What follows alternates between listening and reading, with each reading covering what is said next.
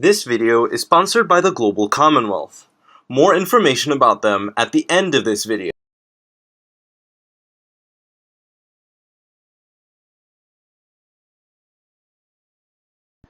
Picture this. You are a Bathwick resident in 1973, and right to your north is the regional capital of Eldermore, Avon. Over the years, your town seems to grow fast. Shops, industry, and other facilities are nearby. But they are not walkable, so you drive there. Nothing wrong, right? Well, what I gave you right there is a story of a 1970s Bathwick, right next to Cordonia's most rapidly growing city. It used to be the empire of the Cordonian Empire when the country was still having colonies until 1960. The decolonization was fast, and it tanked the world, or the empires in the West. At the time since the rebuilding of Cordonia after World War II, in its place as capital was the lesser developed and more financially profitable city of Ashburn. National reconstruction took place in 1947 through 1960, and in 1959 Avon County had hit 1 million people. The same year, the Labour Party made a law that was going to start the Railway Revival Act of 1961. All regional capitals in the country were to receive £25 billion once they got over 1 million residents. Said money could be saved up or spent on transport. Avon was not slow to start building lots of transit. Their first project was the Bathwick subway, which used old plans from 1934 and a deep-level tube loop. In 1970, the building of the subway began at full speed. Then in 1983, followed by the Avonside Metro, and then again the Avonside Metro link in 1987.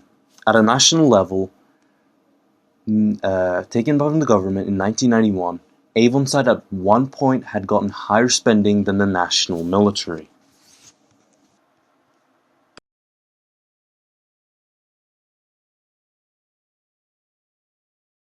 Years later, in 1988, a group of transport architects filed a report to Parliament, Bathwick's growing car dependency issue.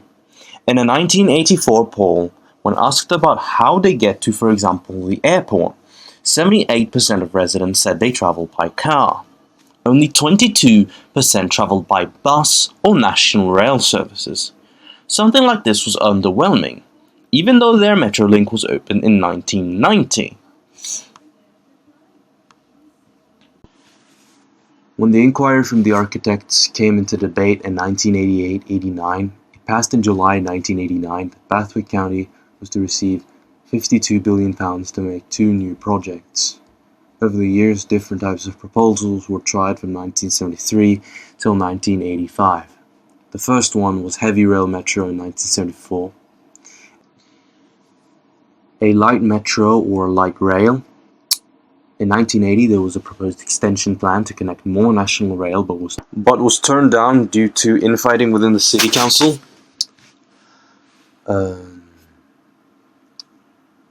As well as how and where to build it. Small street-level trams have been the topic of discussion since 1988, and were highly favorable for their flexibility and versatile style.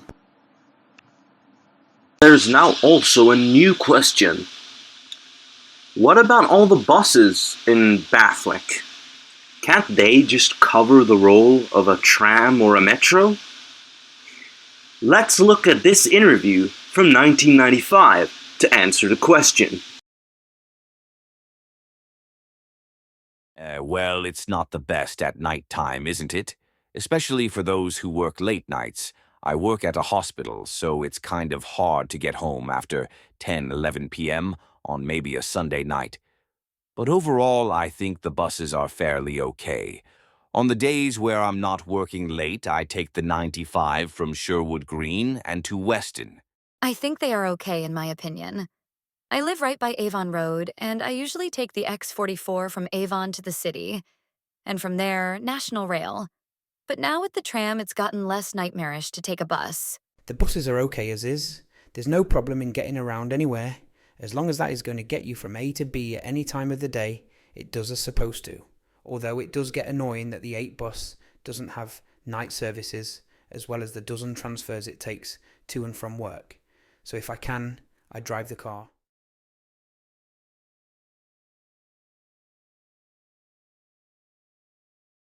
And finally, in 1993, progress began on building the Bathwick Metro, after it was handed roughly £10 billion to be built. Now the process was first to initially start between Jewellery Quarter and build its way towards Broadfield, but that plan changed in changing it from Arnold St. Hones to Arnold Interchange, and from Arnold Interchange further into Sherwood Green. This was the first section to be built and stood ready in 1995, however did not open before 1999. And as for the rolling stock, these were the trams that were bought. So in 1987, the BMPTE needed fresh new rolling stock for the high-floor trams. They inquired Ferrima and Alsaldo Breda to make them a new sleek vehicle. From there, the T68 was born. And as for the low-floor metro, came the T69, a low-floor tram that was to be bought in 32 sets from May 1997 and July 1998. Testing of these metros first began as early as 1998, a full year before testing.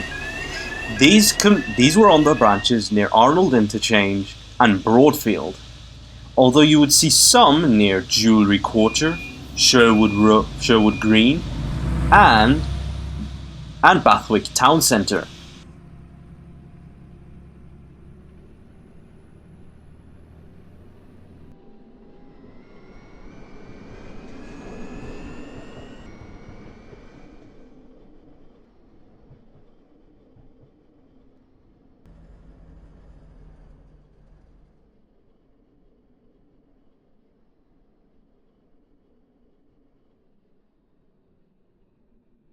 And then comes the date everyone had been waiting for.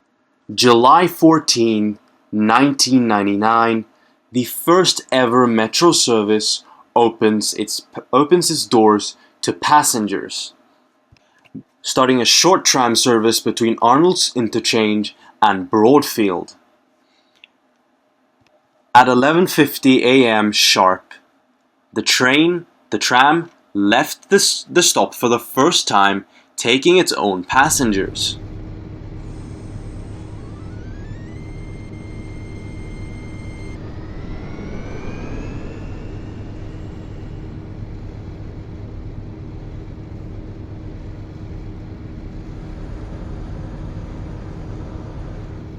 And the metro didn't stop expanding in 1999. Already by 2000, progress was already starting to build a new line, a line towards Bathwick Town Centre, and by that we mean the railway station. Starting in 2000 and opening in 2002, Line 2 opened in tandem with Line 1, but opened much later than Line 1. This was because the construction company, Hone Construction, ran out of materials and declared bankruptcy right before the end of the building phase for Phase 2. Right before the end of the building. Construction of Phase 2 for the Metro started in 2002 for the new Metrocentre Park project.